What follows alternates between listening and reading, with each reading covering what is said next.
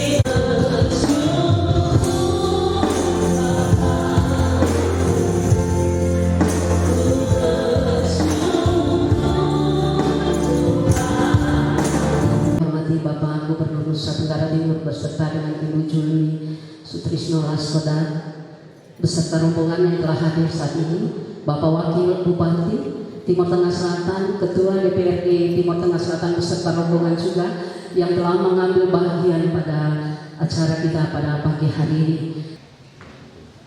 Shalom.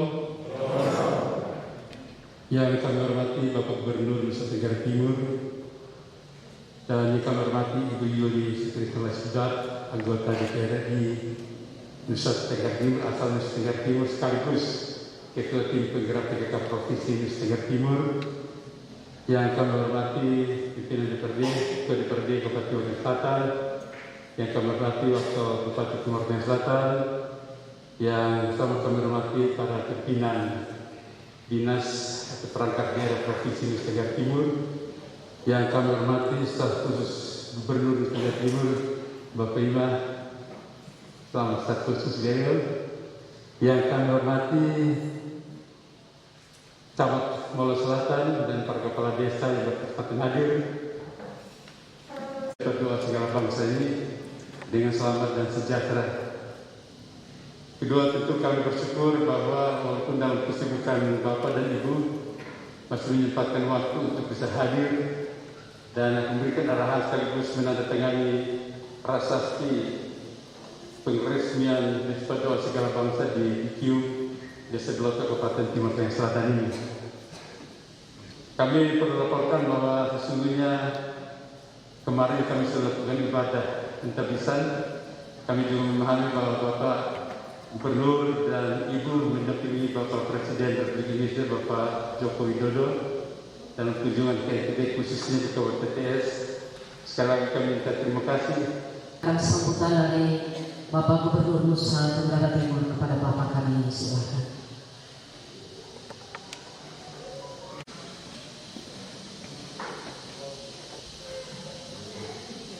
Selamat pagi. Salam. Assalamualaikum warahmatullahi wabarakatuh. Om Swastiastu, Namo Buddhaya, Salam Kebajikan, Salte. Yaitu salam-salam nasional. Jadi bukan agama, itu salam nasional. Indonesia itu negara dengan beragam suku bangsa, agama, kepercayaan. Sehingga Bapak Presiden selalu dalam setiap sambutan salam-salam nasional itu selalu disampaikan. Itu bentuk komitmen kebangsaan kita. Baik yang saya hormati Wakil Bupati Kabupaten Timur Tengah Selatan, Ketua DPRD Timur Tengah Selatan, dan para pimpinan OPD Timur Tengah Selatan yang hadir di tempat ini, Bapak Paul Bella dan keluarga, Pendeta Ruditan beserta keluarga, dan semua hadirin yang berbahagia pada pagi hari ini. Saya datang bersama rombongan. Yang pertama bersama mantan pacar saya.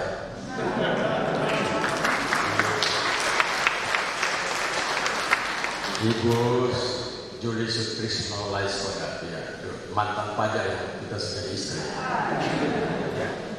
Dalam Tuhan Yesus, saya berbahagia untuk hadir di sini.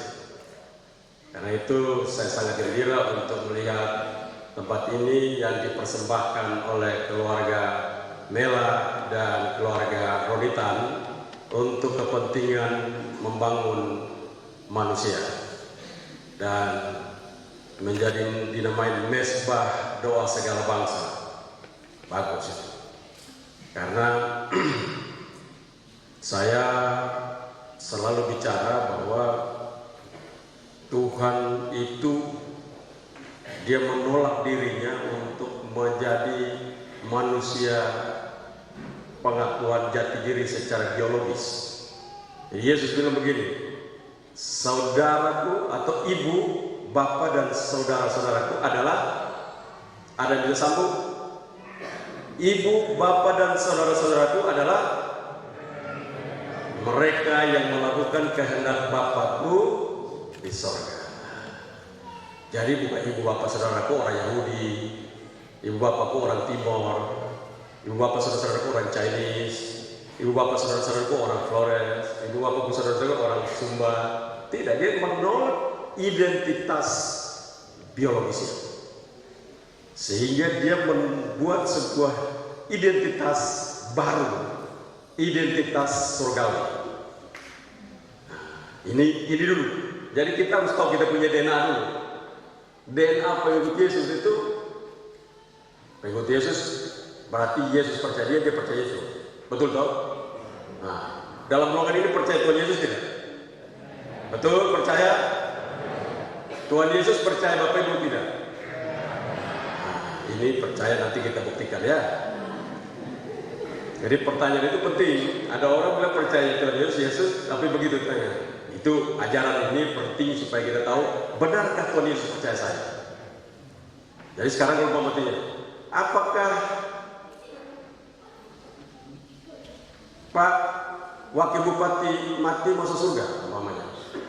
Coba Mbak kita tanya begitu kira-kira. Pak Wakil Bupati mati masuk surga, kenapa masuk?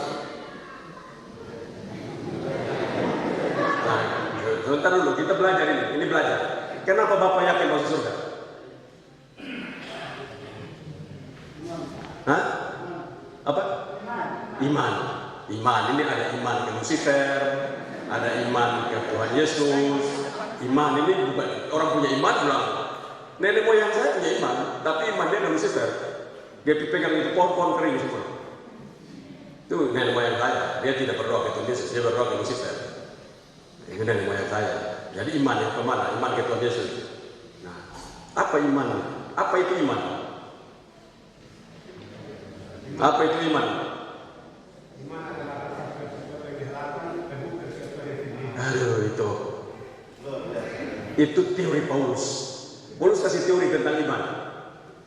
Dasar dari segala sesuatu yang kita harapkan. Kalau dasar dari segala sesuatu harapkan, kita bisa lihat atau tidak? Tidak bisa lihat, loh, abstrak kok orang bilang, abstrak sekali. Karena itu musik kita lihat di bawah bukti dari segala sesuatu yang tidak kita.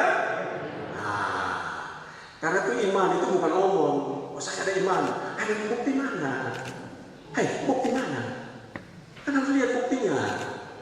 Saya beriman kepada Tuhan Yesus. Hai, bukti tidak ada omong-omong sembarang. Nah, jadi yang namanya kita mendeklarasikan diri sebagai pengikut Yesus, pemilik kerajaan Allah. Maka kita harus mampu mendesain yang tidak ada itu menjadi ada. Sama seperti doa Tuhan Yesus, betul? Tuhan Yesus berdoa, datanglah kerajaanmu, jadilah kehendakmu di bumi. Titik dulu di situ, jauh dulu. Jadi sampai yang ada di sorga itu mau datang, maksudnya begitu. Biar orang lihat saya, orang tahu saya dari sorga. Itu. Jadi kalau umpama orang tidak pernah berbuat sesuatu di dunia ini, pada orang untuk menikmati sorga, sesungguhnya dia bukan orang sorga. Karena itu bukan mati kita masuk sorga. Sekarang masih hidup pun kita sedang hidup di dalam sorga. Jadi dia bilang mati dulu masuk sorga. Saya sedang berada di dalam sorga. Buktinya, saya membawa yang tidak ada menjadi ada. Nanti kita pergi di situ. Pelan-pelan kita ke sana. Ini kasih dulu pikiran begini supaya lama-lama kita tahu. Supaya nanti satu saat kalau siapapun tanya orang pengikut Yesus, apakah kau akan mati masuk surga? Tidak. Saya sedang berada dalam surga hari ini. Tidak tunggu mati. Dan setelah saya mati, saya akan bersama-sama dengan dia di surga. Tapi sekarang saya berada di surga. Tidak tunggu saya mati. Karena itu Pak Paulus bilang, hidup adalah Kristus, mati adalah keuntungan. Apa hidup adalah Kristus? Hidup adalah Kristus, nanti hidup bekerja sama dengan Kristus. Nah, nanti di sini juga kita harus bekerja sama dengan Kristus. Karena itu Yesus bilang, kalau kamu harus bekerja sama dengan saya. Nah, pengantar buat kita untuk supaya tahu ini adalah Matius 25 ayat 35. Mulai sampai dengan 45. Coba ada yang bisa membacakan kita? Matius 25, Pak Pendeta Ronitan bisa? Tolong bisa membacakan kita. Matius 25 ayat 35 sampai 45. Itu sangat menolong kita nanti untuk kita mampu bicara bahwa kita konkret. Nah, saya ingin ngomong ini supaya kita jelas, karena banyak sekali saya tanya orang, dia tidak pernah tahu apa Matius masuk surga atau sedang berada di surga atau tidak. Ini akan membantu kita. Matius 25 ayat 35 lanjut sampai 45. Coba Pak Pendeta Roni itu. Oh, kalau begitu Ibu saja baca itu. Sebab ketika aku lapar, kamu memberi aku makan. Ketika aku haus, kamu memberi aku minum. Ketika aku seorang asing, kamu memberi aku tumpangan. Ketika aku telanjang, kamu memberi aku pakaian. Ketika aku sakit, kamu merawat aku. Ketika aku di dalam penjara, kamu mengunjungi aku. Maka orang-orang benar itu akan menjawab dia, katanya, Tuhan, bila manakah kami melihat engkau lapar dan kami memberi engkau makan, atau haus dan kami memberi engkau minum? Bila manakah kami melihat engkau sebagai orang asing dan kami memberi engkau tumpangan atau telanjang dan kami memberi engkau pakaian? Bila manakah kami melihat engkau sakit atau dalam penjara dan kami mengunjungi engkau? Dan raja itu akan menjawab mereka, aku berkata kepadamu, sesungguhnya segala sesuatu yang kamu lakukan untuk salah seorang dari saudaramu yang paling hina ini, kamu telah melakukannya untuk aku. Dan ia akan berkata juga kepada mereka yang di seberang kirinya, enyahlah dari hadapanku, hai kamu orang-orang terkutuk, enyahlah ke dalam api yang kekal yang telah sedia untuk iblis dan malaikat-malaikatnya. Sebab ketika aku lapar, kamu tidak memberi aku makan. Ketika aku haus, kamu tidak memberi aku minum. Ketika aku seorang asing, kamu tidak memberi aku tumpangan. Ketika aku telanjang, kamu tidak memberi aku pakaian. Ketika aku sakit dan dalam penjara, kamu tidak merawat aku. Lalu mereka pun akan menjawab dia, katanya, Tuhan, bila manakah kami melihat engkau lapar atau haus, atau sebagai orang asing, atau telanjang atau sakit, atau dalam penjara, dan kami tidak melayani engkau? Maka ia akan menjawab mereka, aku berkata kepadamu, sesungguhnya segala sesuatu yang tidak kamu lakukan untuk salah satu seorang dari paling hina ini, kamu tidak melakukannya juga untuk aku. Terima kasih. Jadi masuk surga itu masih hidup pun kita tahu ada di surga. Apa tandanya? Tandanya bahwa kita mampu membuat kemandirian orang hina. siapa itu orang hina? Karena itu banyak sekali kita itu baca Alkitab sampai ada yang sudah mati, tapi kalau tanya masuk surga ke sana, masuk. Ada yang tahu yang masuk ke sana. Karena kita tidak tahu. Tapi kalau hari ini saya bersetuju bahwa kita akan langsung jawab kalau kita dapat lakukan. Jadi masuk surga bukan bilang harus masuk, kita sedang berada di surga. Tandanya apa? Tanda-tanda orang memiliki kerajaan Allah adalah mereka selalu membangun kaum hina. Itu tanda. Mereka selalu membangun kaum hina. Siapa kaum hina itu? Lapar haus. Nah, karena itu kita rumuskan dulu. Tempat ini harus merumuskan visi, misi, program kerja, dan strategi dari Yesus. Jadi orang biasa bilang begini, kalau maju bupati, kita tanya dia punya visi misi atau tidak? Kira-kira orang tua dulu. Tanya toh, itu pemimpin 5 tahun atau selama-lamanya? 5 tahun, tanya visi misi. Maju gubernur, tanya visi tidak? Tanya. 5 tahun atau selama-lamanya? 5 tahun. Menjadi presiden, tanya visi misi tidak? Tanya. 5 tahun atau selama-lamanya? 5 tahun. Apakah ada pemimpin yang selama-lamanya buat kita? Ada? Ada toh? Siapa dia? Tuhan Yesus. Ada yang tahu visi misi Tuhan Yesus? Oh ini kita kalau yang 5 tahun betul ditanya saja. Ini yang 5 tahun betul tanya visi misi. Nah ini selama-lamanya kita tidak tahu dengan visi misi. Kalau yang 5 tahun kita tanya, hai Bapak, visi misi apa kok? Saya ikut. Nanti satu saat orang tanya, lu pun pemimpin selama-lama, pun visi misi apa? Kita, saya percaya saja, saya tidak perlu visi misi. Nah kalau begitu besok jangan tanya yang 5 tahun dong visi misi, yang selama-lama yang sertai dengan visi, yang 5 tahun dong kita dengan visi misi. Nah, karena itu saya mencoba. Saya harapkan dalam ruangan ini tadi saya bilang sama Pendeta Roni, saya ingin boleh ngajar setiap 3 bulan ngajar di sini. Tapi hari ini kita gariskan dulu visi misi. Nanti ke depan kita lanjut, tapi ini visi misi dulu. Visi dari Tuhan itu adalah damai sejahtera. Dimanapun dia pergi di sana, damai sejahtera menyertai. Ada orang sejahtera. Sejahtera itu berarti makan, minum, berlimpah, betul toh? Tapi tidak damai. Ambulans lewat, dia pikir polisi, lompat dari tempat tidur. Tidak damai. Jadi kalau tidak sejahtera, damai percuma. Begitu sudah kena tanggi kiri kanan, tidak damai lagi. Mau makan minum tidak bisa bakal lain. Nah, tidak damai. Karena itu 2 sisi mata uang yang tidak boleh dipisahkan. Damai, sejahtera. Sejahtera, damai. Nah, itu visi besar. Baik di dunia maupun di surga itu damai sejahtera. Nah, kalau itu visinya, misinya minimal kita tercatat ada 2. Mendamaikan, untuk mencapai damai sejahtera, mendamaikan dunia dan surga. Untuk itu manusia tidak bisa ikut. Karena kita bersama Yesus kolaborasi membangun orang-orang ini. Itu tujuan gereja. Jadi gereja itu bukan bangun gereja lalu kita masuk nyanyi khotbah pulang. Itu input. Itu kita datang di charge. Tapi habis charge itu mesti pergi bangun orang. Kita tidak, kita selalu jadi manusia hanya terima saja. Terima, kami percaya Tuhan Yesus, baca Injil kami mengerti. Tapi orang justru pernah hidup biar mati dulu di situ. Saya baca Injil kau mati di situ. Nah, itu tidak bisa. Dan ini tantangan kita di NTT. Ini tantangan kita di Nusa Tenggara Timur.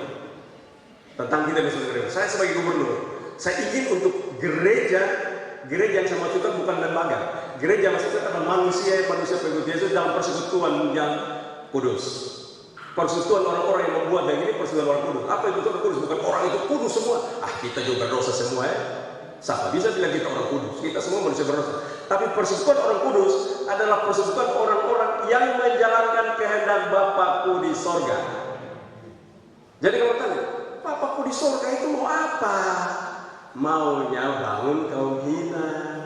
bangun kaum hina, maka kita harus bersama-sama kolaborasi, tidak bisa kerja sendiri. Kamu ada berapa kumpul, yang tidak mau tidak apa, kau pikiri sana, tidak apa, kita tidak mau. Karena itu kalau kita bangun kaum hina, bukan kita orang baik. Ingat baik-baik ya. Kita kalau bantu orang dan dia menjadi mandiri, kita bukan orang baik. Itu orang yang bilang, itu orang baik. Tapi kita yang buru-buru bilang, itu orang baik. Tidak. Kita menolong diri supaya masuk surga. Itu caranya. Jadi jangan bilang kita orang baik.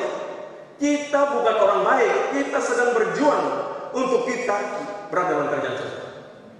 Bersama-sama dengan Yesus di sebelah kanan. Nah, itu pekerjaan kita. Jadi bilang, itu orang baik. Juga kita juga bilang, saya orang baik. Tidak. Saya kerja, saya punya tugas untuk saya berada di dalam sebelah kanan.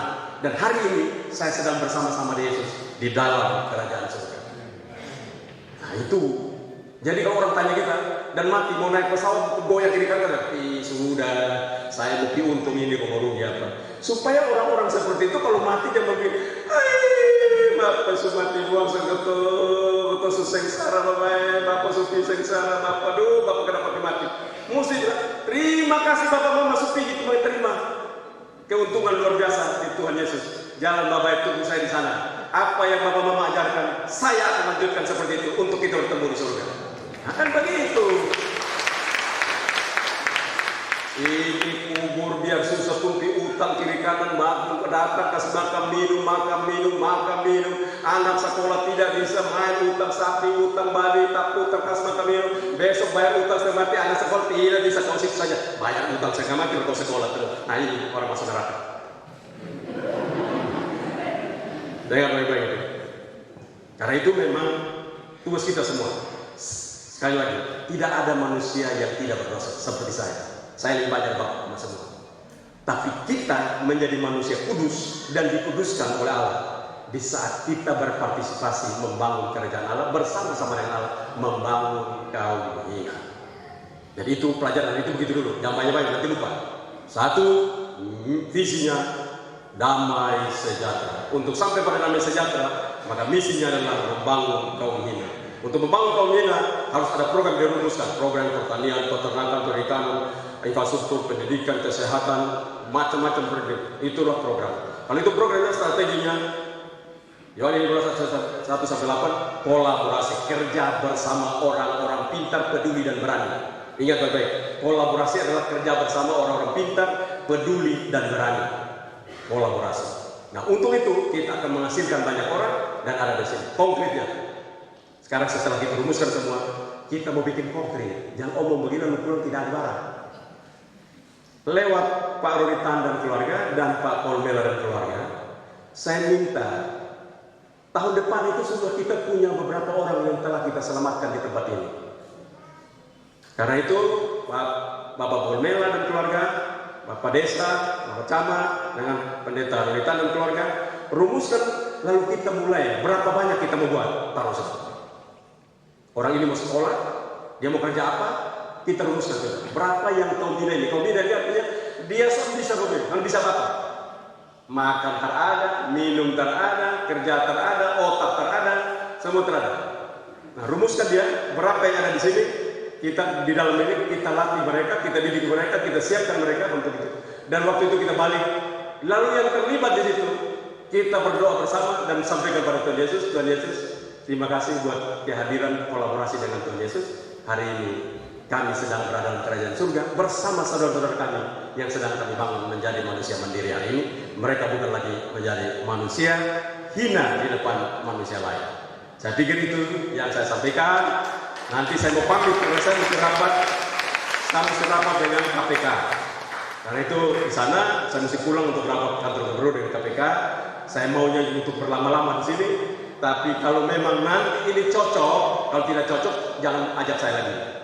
Kalau cocok dengan Bapak Mama pun cara berpikir, undang saya, kita terus-menerus mengerjakan. Kalau Bapak Mama tidak mau, tapi saya cari lain. Karena saya punya hidup itu. Saya punya cara berpikir itu, maka itulah visi, misi, program kerja, dan strategi, serta cita-cita yang akan saya bangun. Kira-kira itu yang saya sampaikan, lebih kurangnya mohon maaf. Shalom. Salve. Wassalamualaikum warahmatullahi wabarakatuh. Om Santi Santi Santi Om. Namo Buddhaya, salam kebajikan. Terima kasih. Dilanjutkan dengan penyerahan prasasti. Kami itu kami mohon kesediaan Bapak Roni dan Ibu untuk mendampingi Bapak Gubernur Nusa Tenggara Timur juga Ibu Juli, Ibu Jimmy,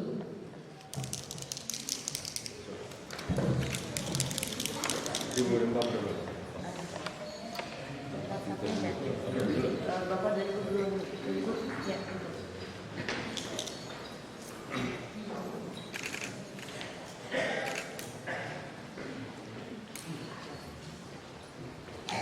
dan Bapak Gubernur Nusa Tenggara Timur. Mari kita berikan tepuk tangan dan penghormatan prasasti hari ini.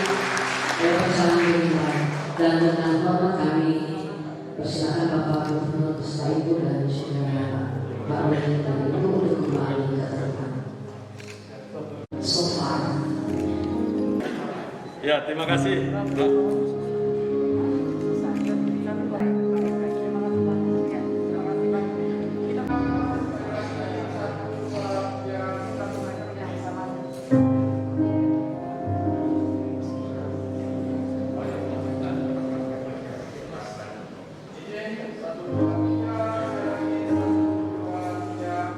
Kerendahan hati kami mohon izin kepada Bapak Gubernur bersama Ibu untuk bisa ada di depan juga Bapak Roni dan Ibu, Bapak Wakil Bupati Timur Tengah Selatan dan Ketua DPRD Timur Tengah Selatan untuk menyerahkan bingkisan.